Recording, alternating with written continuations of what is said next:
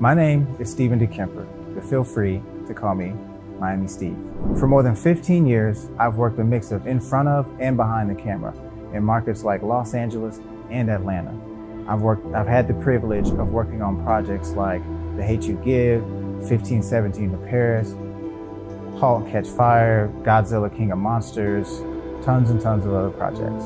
But in 2019, after wrapping out Coming to America, I get wind that my dad has a rare form of cancer.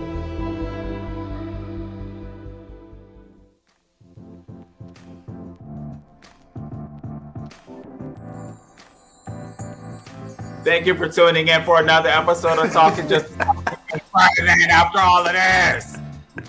Goodness gracious. But you know what? That is what it takes to learn. We got to get through these roadblocks. So Right, absolutely. But yeah, thank you very much for joining me, Miami Steve. I really appreciate it. I wanted to get on here and talk about how we met and some of the projects that you're working on, man. So absolutely. Thank you so much for just thinking of me and inviting me on here. I'm a fan, of what you have going on. I definitely want to dive into how we met, which is very interesting. I definitely want to dive into what I'm working on and, just the whole world idea behind Miami Steve. Absolutely. I mean, you and I met in a very unique and unusual way. And Absolutely. A lot of times that's how I meet people, honestly. It's sometimes right in the moment in a line at Starbucks. Sometimes it might be a coworker that you might not think has anything in common with you.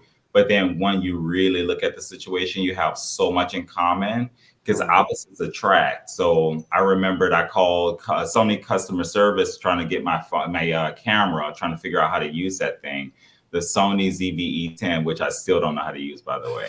But I'm sure eventually we'll be able to figure it out. So let's talk about that first conversation that we had when I called Sony customer service. And usually I would try to avoid that at all costs because in my mind, I feel like I can figure everything out. But I said, let me call them and see if they can just walk me through or point me to a resource that can help me out. And you were the person who answered the phone. When we had that, when I was troubleshooting and looking through some things, you opened up the conversation and started to ask me about me and my background and stuff like that. And I just, started to just talk and open up about who I am, my background, my love for cinema, my project that I'm working on that I've developed over the last couple of years, which is called Miami Steve. My name is Steven de Ker, but feel free to call me Miami Steve. For more than 15 years, I've worked a mix of in front of and behind the camera in markets like Los Angeles and Atlanta. I've had the privilege of working on projects like The Hate U Give, 1517 to Paris, Halt, Catch Fire, Godzilla, King of Monsters, tons and tons of other projects. But in 2019, after wrapping out Coming to America, I get wind that my dad has a rare form of cancer, undifferentiated pleomorphic sarcoma. I decide to go home, and at the beginning of 2020, the pandemic hit, and I'm stuck in my folks' place. We find out my dad hadn't been getting the proper treatment, and the cancer had spread. They gave him 6 months to live, but I only got 2. I was angry. I was not pleasant to be around. But when I couldn't stand myself any longer, I decided to go to therapy, and I worked with somebody by the name of Dr. George Pratt, who specializes in creative visualization and hypnosis. He's worked with tons of successful actors, entrepreneurs, and athletes. Dr. Pratt helped me heal from the trauma, but then also taught me how to create from using creative visualization. I was blown away, and I went down a rabbit hole of understanding how the mind works. I studied people like Dr. Joe Dispenza, Neville Goddard, and Abraham Hicks, and Hermes Trismegistus, and Dr. Joe Dispenza. I mean, it was amazing. One thing became abundantly clear.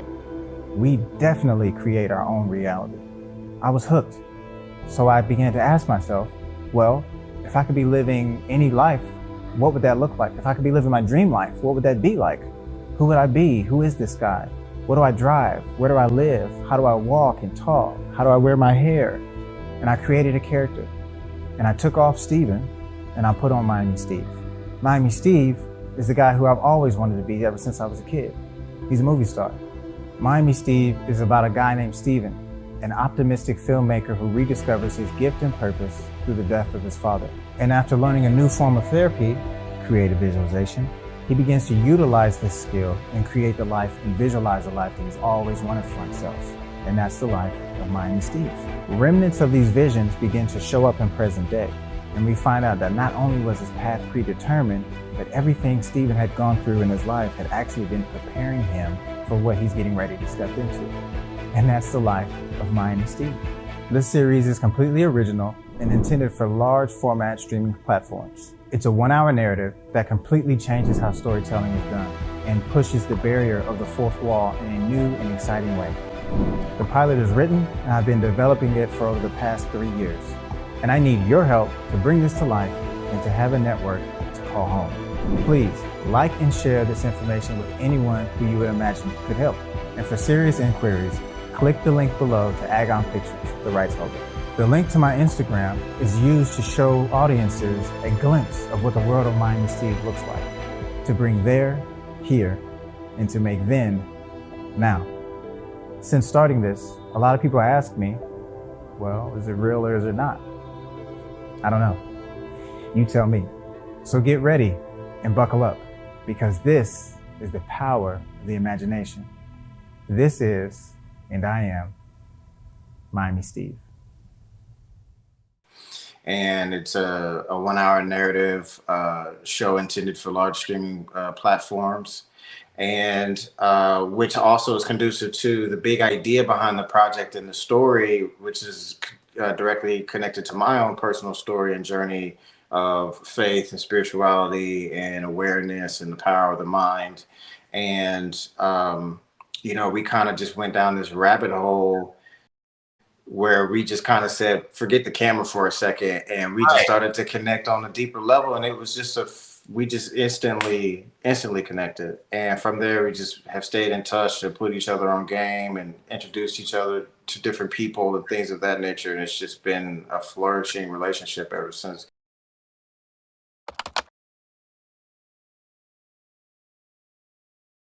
Yeah, synchronicity, it's my favorite word. I've said this before. I'll say it again until the cows come home.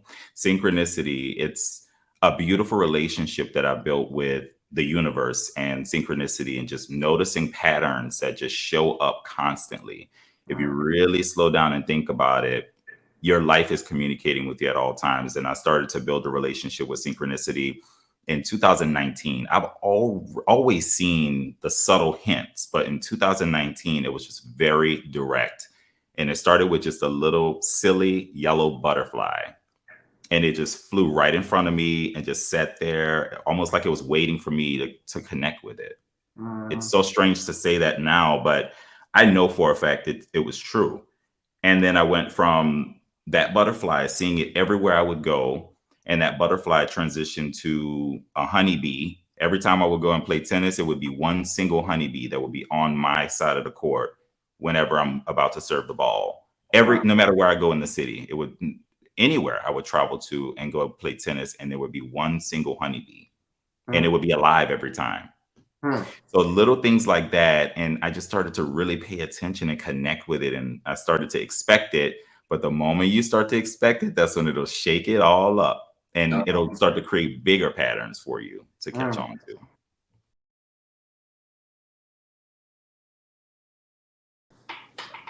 All right.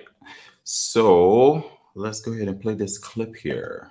So this one, actually, this clip, this is that's still being worked on. So this is kind of like a placeholder. So if you so if you scroll down, you can see some of the pictures and videos from over yeah. So nice. Excuse me. You can see this is me from over the years. That video that's playing, that's being at the Mighty Sharp barbershop. And we walk in and Mighty Sharp. Yeah. Barbershop. Oh my God, this is for real? Okay to This walk is up for like real, on this? yeah. Wow. So Should people be, right? can see, like, this was me when I was there, and I was just like, wow, this is it. It's me seeing it for the first time. Right. And we're going down, and they built it out. And we go in, you see the Soul Glow, we see Joe Louis, and all that. Whoa. Dude, I didn't scroll down. I thought that was the video just at the top. I didn't realize you had all of this content in here too. Yeah, no. So this is what I was saying before. So when people click the link on my Instagram page, it's going to take them to this landing page. And this landing page is basically going to be the video that's going to be at the top. That's just a placeholder for the time being.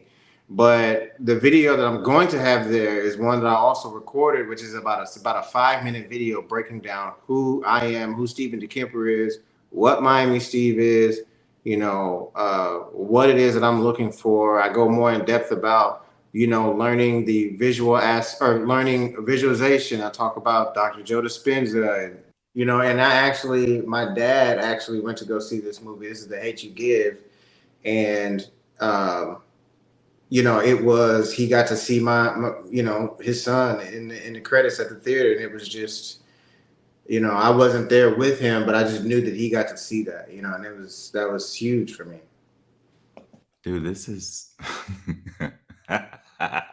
This is sickening. Wow. This is me slating for a show I did called Love Struck.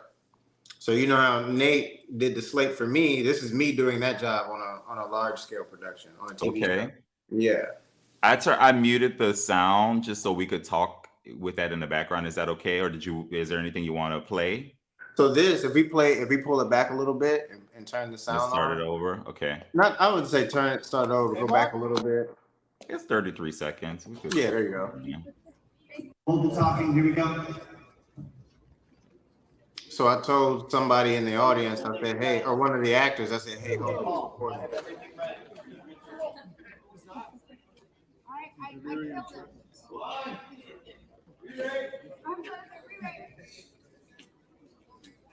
Thank you, everybody. Top of the scene with sparks on the course. Cameras, throw them up. Let's go. Roll. Oh my God. Hey, Mark. It feels like we're on set right now. Yeah. Talking, here we go. We got a lot more. Keep on scrolling through here. Yeah. I can break some of these down. You like this?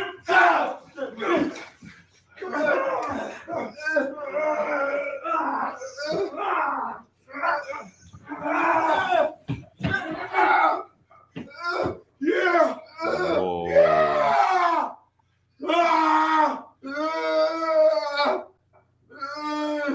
Cut. Okay.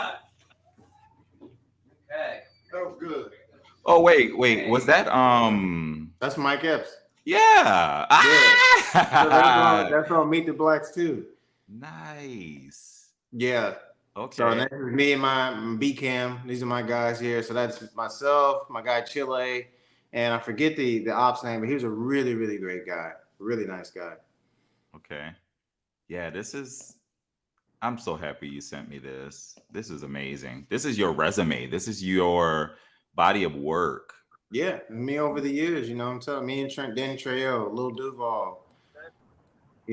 This is showing people, hey man, I've been out here. I've been doing this for a long time, man. Yeah, you have. Mm-hmm.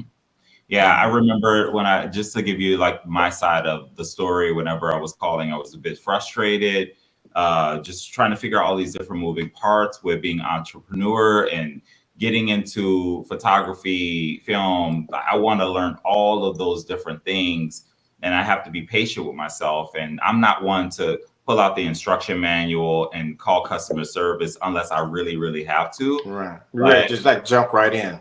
Yeah. That's how I am. Yeah. I'll try to solve it myself if I can, but I decided to just call. Like I was putting it off.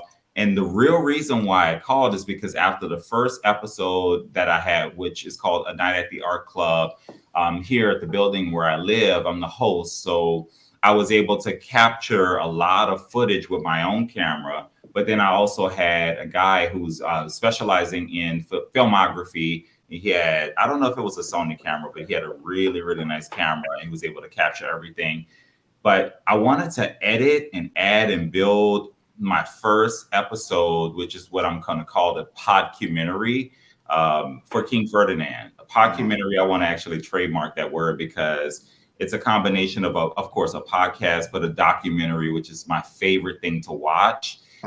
So a podcast, a conversation, just to talk between you and I about a documented conversation or a documented project, for example. If you have something going on with Miami Steve and you want to showcase that on the show, Talking Just to Talk, then we have a conversation on camera about what you have done. So that's the idea behind the word podcast, podcumentary. Podcumentary, absolutely. Yeah, and that's phenomenal. We are pioneers. You know, we are breaking new ground in all different types of ways. My show does this, your show does this. And that's something I think that we're big thinkers. You know, we're thinking outside the box. We're thinking, ahead.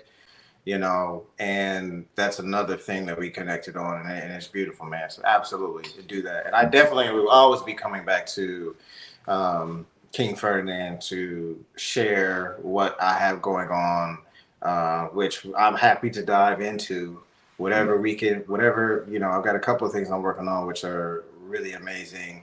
Yeah, I'm ready to get into it. See if I could. Oh, there we go. So Okay, I mean, the only thing is it shrinks it down a little bit. So let's see. Yeah, it's like a camera like that. That's a lot going on. You gotta build that. I have a video on here where I'm building one. You have to like Really? it's not like, you know what I'm saying, it's not like the ZV1 or whatever. Like you have to. Oh yeah, and I still need help. Yeah. I need a training class for the Sony ZV-E10. Please help. The E10, yeah. But this is crazy, man. This is beautiful. Over here, GPS, backlight. Right now, this is. Let me go back out. All right. So, is there anyone in particular? Look at this. And you can even see me as a teenager. You know, 17, 18, 19 years old. I've been doing this stuff. Wow, you've been out here. You've been out here in these streets. Yeah, man. So, you know, I've been around for a minute, and we scroll through. And if you have any questions about any of them, you can, you know, ask. But yeah, man, this is the resume, man. Wow, I'm mesmerized. I mean, I'm following your lead. I'm just gonna scroll. I might have a question, but like, this if you see anything, beautiful. And you're like, what's this? We can get into it. When people see the ad, the first video that we ran in the beginning, that's going to take you to the Instagram page, right? And we're also going to have, so the one for Hulu, the 30-second one, it's going to have a, you know, the link to the Instagram page, but then also I'm going to have a QR code so people can scan the QR code when the ad runs, and it can take them either to the landing page directly or to the Instagram page. So, and then they get to see this. And then when they go to the landing page, they not only get the in-depth video of who I am and what everything is and what we're looking for, but you also get the visual resume over the years. You get the link to back to the Instagram page, and you get the link to the rights holder, which is the production company, Agon Pictures. And it's just all there for you. Yeah, I appreciate you sharing. You had a question about my purpose. I just wanted to follow up with that, and we can talk about purpose together, and then also creativity and innovation. When it comes to finding my purpose, I feel that I discovered it just based off trial and error. And specifically, when I started working for Microsoft, we had a personal branding exercise that we did as a team. And I remember I started asking myself those thought-provoking questions like, wait a minute, what am I passionate about? What very consistent that when I leave the room, everyone would remember this thing about King Ferdinand. And I couldn't answer that question. I remember this interaction, and it was more about opening up your mind to figure out what that answer is. And there's no one specific answer. But I really do have Microsoft to thank, because having that be part of our meeting and conversation, Microsoft wants us to really explore the things that we're passionate about. They actually challenge us to volunteer and be part of a community outside of Microsoft, outside of business, because it makes you a fully realized human being, so you can contribute on a higher level. Absolutely. Mission of Microsoft is about empowering people and organizations to achieve more. And it's literally my individual mission, that it's about making the connection with people and what they're passionate about, and then finding opportunities for people to collaborate, bringing them opportunities to work or, have fun and things like that. Because a lot of people, they get trapped into the world of, I'm an accountant or I'm an executive at a company, but it's really not fulfilling work.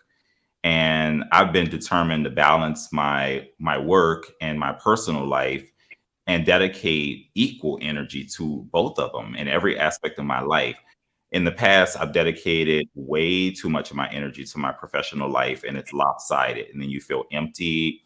Then the anxiety, stress, depression, all of that stuff can kick in. So it's been a lot of self-discovery, trial and error to get to that point of the purpose and the mission that I have. And it's all like fairly new while I'm cracking this stuff open. So I still feel like a newborn baby in a way, but Right. I'm able to be a kid again in a way. And I'm And able that's to the tap most into, important thing right there. yeah, Back in yes, touch with that childlike energy. Absolutely. I'm yeah. sorry, go ahead, keep going. No, it's all good. I mean, I've always noticed one consistent thing when I really look back at the blueprint of my life is sound, audio, voice, communication. That's the way I've been able to get from being a cashier at a grocery store to now a market leader for Microsoft, multiple states, a great team of people. So, anything is possible. And that's how I found my purpose. And it's still unfolding. That's the thing. It's not a definitive answer, but I know that what I'm doing now is very fulfilling. And I'm also continuing to pull back the layers. So I appreciate the question. Yeah, absolutely. And I think it's something that we all should begin to ask ourselves, because it was similar for me. It wasn't until I had a loss where with my dad where I began to actually ask these questions. Who am I? Who is this guy? And I had been thinking about these things for years, especially going through my early 20s, being in Los Angeles. And as I've been growing and getting older, it was like I knew it subconsciously, but like I still wasn't fully entering into it or stepping into it or taking steps towards that direction. I was always kind of dancing around it, you know. Hmm. And now, moving forward and fully stepping into what it is that I truly want to do, I actually, looking back on all the stuff that I was doing before when I was dancing around it, actually, um, as I can leverage all of that knowledge and experience in the present moment, right? We may think that all of it was for nothing, but really it's not. All of that was shaping and molding me and giving me clarity. Like, to be on set and to see those guys working and these legends, people I used to watch on TV as a kid, I'm standing next to now. And I can see how things are done on a grand scale. Okay, so if that's the case, not only do I know how this stuff works for the most part, but I see how they're doing it. I think I could do that. Hmm. I can do that. I'm right here, you know? Like, and there's countless times when I've been behind the camera and I'm watching them do, the talent act to do things. And I so badly wanted to be in front of the camera. And I would just kind of kill that feeling and that vibe, and now I'm just like, no, I'm all the way. I'm 2 feet in, knee deep. We in All it the way. all the Yeah. way. Yeah. Yes. I will tell you, I feel like my purpose found me. Yeah, it found me. So I was just looking for a job, my first job, and my sister actually worked at a grocery store called Winn-Dixie in New Orleans, Louisiana. And it just made sense for me to just go and work where she worked because I knew I would either be able to get the job, but I actually earned the job and I actually worked hard and she held me accountable because she was like my supervisor. So Mhm. she wanted to make sure there was no favoritism and she kind of worked me harder to prove a point. And I'm okay with that because it ended up showing me responsibility and discipline and, consistency and things like that. But I already had a fire in me and I knew that I was going to do great things. So every job that I've had, I've been recruited for a better opportunity. So I always go back to that first job because I think about it as like my anchor point, my home base. Grocery store, organizing shelves, connecting with people, being consistent and thoughtful about what you put in the bag. It's like those life lessons that people don't really, they overlook those things. Every opportunity, every experience you have in life is teaching you something that's going Absolutely. to help you get somewhere else. So, Absolutely. If it's not a blessing, it's a lesson. Yes, sir. I was talking to someone when it comes to creativity and innovation. But we covered a lot when it comes to the project in Miami Steve that you're working on. But imagination, I have a big one. I mean, I feel like Pinky in the Brain sometimes where I want to take over the world. But, you know, what is it when it comes to imagination? What gets you going? What inspires you to stay motivated?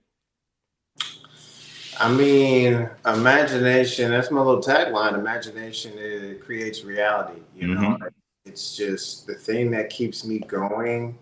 Right now, to be completely honest, a huge driving force for me is, this is personal, but a huge driving force for me is, you know, it's accountability based, and it comes down to when I was talking to my dad on his deathbed.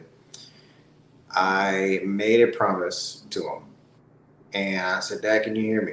He said, "Yeah." You know, I squeezed my hand. If you can hear me, squeeze my hand.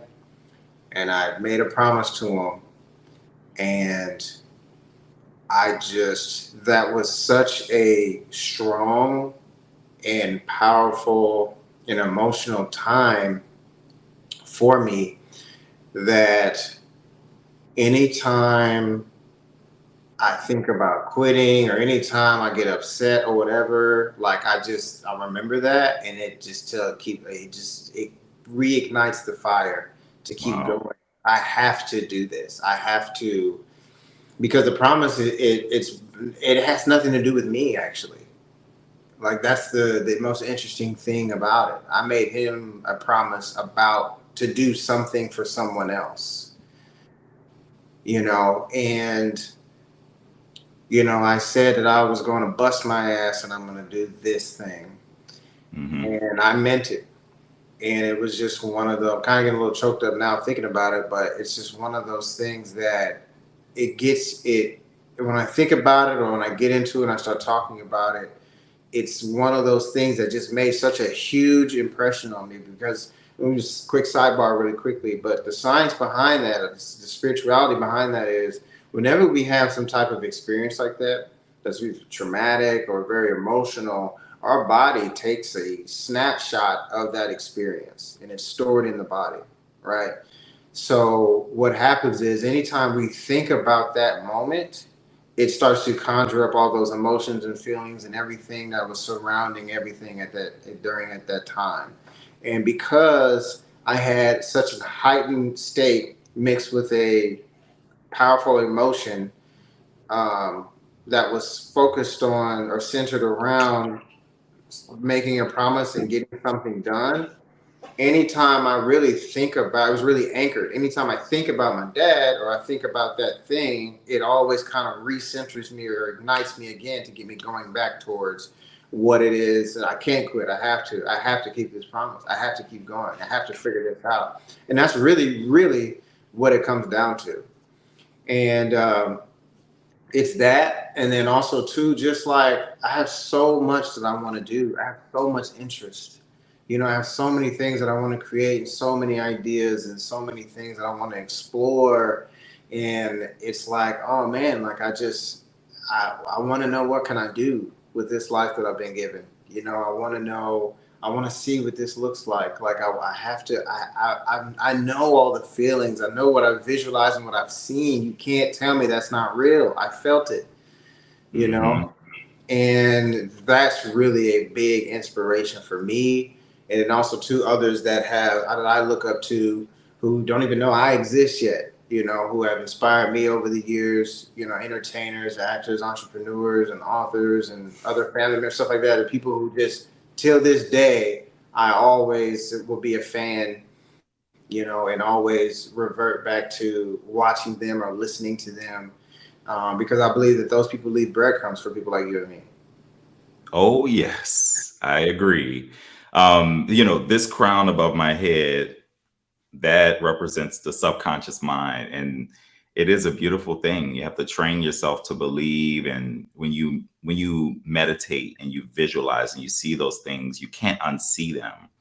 So the same thing with King Ferdinand. It's the same exact thing. I remember the moment when I decided King Ferdinand, all one word. There was no negotiation. There was no question. And once I tap into it, which is every day, Exactly. it reveals itself to me even more, down to the colors, the acronym crown. That's courageous, rambunctious, one of a kind, world class, noteworthy leadership and marketing. It's everything is snapping into place for my brand. And it keeps me motivated, because every day I look at it, I'm just like, there's something even more beautiful than I saw yesterday. And I was already crying my eyes out yesterday with gratitude that I actually have this lottery ticket that's been gifted to me. And we all have one. We all have it.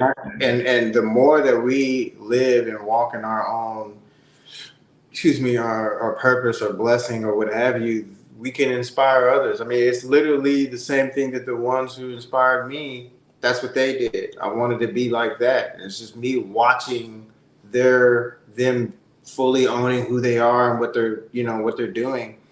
And it was like, this is my version of it. This is your version of it. And I believe we all have our own versions of it. We all call it something else. Yeah, absolutely. Same thing for me, man. That's why my social media is I am Miami Steve, is because it's me. I've embodied it. I wear it like it's clothing. I love it. And you know what's funny? Right before I met you, I was going back and forth with the email that I wanted to create for myself, and it's me@kingferdinand.love. But I actually was going to go with I am at kingferdinand.love. Ooh. So yeah, which I still can add, a couple different aliases. But it's interesting that when I met you, I was like, this is so funny. Yeah, because that is, man, we're getting into some deep stuff, but it's I am, go forth and tell them that I am sent you, and it's just I am that God energy, stepping into that and owning it. We all have that. We are all gods. We're all made in His image. So whatever that I am is for you may look differently on me, but it's essentially the same thing. We're expressing it in different ways. Yes, sir. All right. Well, it's 55 minutes into this recording. This is time flew. We got all over the place with that content that you share with us, and this is the first ever, I guess, an exclusive sneak peek behind the scenes. You got it here on Talking Just to Talk with King Ferdinand and Miami Steve. Yeah. I love it. Thank you so much. You really are the king of spades. You got it all figured out, man. And I love connecting with you. Every single time I speak with you, I usually learn something new or there's a light bulb moment. So we got to continue this, okay? Absolutely, man. Absolutely. All right. For the audience, please follow Miami Steve at I am Miami Steve. And I don't know if that's the same on Facebook, but I'm sure whenever you get the landing page, it'll take you to all of the social medias from there, right? Yeah, so I think the main one will be the Instagram. I do have a Twitter, and I believe it's the same. My Twitter is the same. I am Miami Steve. But yeah, the Instagram is the main one I promote and use because it really allows me. It's what I'm most familiar with, but it also has a lot of great functions and features. And I'm also a visual person. It allows me to really showcase the world of Miami Steve there, and this is what the ad and everything talks about. And on the video on the landing page, the purpose of the social media page is to bring the world of Miami Steve to life, right? And to use this page use the platform as a to peek, to be able to see through and get a glimpse of what that world and that space looks like, and to show you in just as many ways as I can with incorporating the Porsches and the sunsets and the color palette, and doing little micro productions and everything like that. It's to incorporate all these things together and to just show you, hey, look, this is what it looks like on a small scale. So when the show is out, right, we're going to take this and scale this even bigger and bring it to life, right? And then once it's out through on streaming series, we're going to then break that fourth wall and bring it into the real world. Oh yeah, I learned about the fourth wall from the last time, and I'm so glad you clarified for the audience. So thank you once again, Miami Steve. I appreciate you spending time. You always have a place to call home at the House of King Ferdinand. Okay, thank you so much. Appreciate that. Always a pleasure. Peace and love, my brother. All right, have a good one. You too.